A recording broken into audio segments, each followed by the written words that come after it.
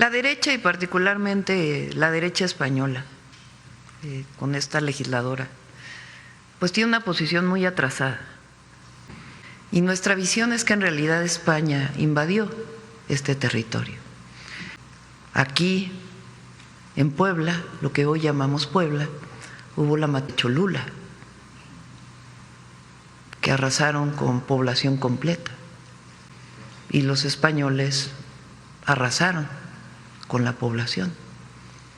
Entonces, esta visión de que llegaron a civilizar, pues es muy antigua. El jitomate que está en sus mesas, pues viene de aquí.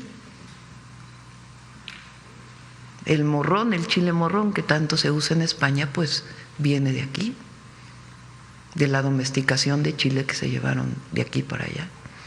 Y pues sí, la derecha española pues tiene un atraso en esta visión.